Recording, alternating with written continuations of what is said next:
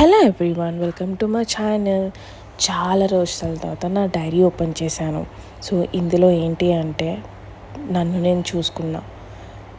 ఇంతకుముందు ఇంటర్లో నేను డైలీ డైరీ రాసేదాన్ని. తర్వాత డిగ్రీకి వచ్చాక మంత్లీ ఒక్కసారన్నా రాసేదాన్ని. పెళ్ళయ్యాక ఇయర్కి ఒకసారి, అది డిసెంబర్ ఎండ్ డే. అయితే పోయినసారి 2025 రోజు నేను డైరీ రాసా, కానీ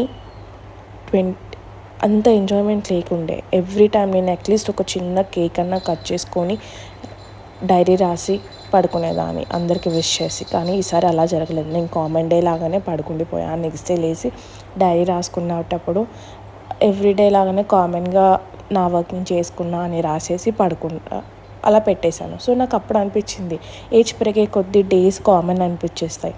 సో ఎప్పుడు మనం ఎలా ఎంజాయ్ చేయాలో అలా ఎంజాయ్ చేయాల్సిందే.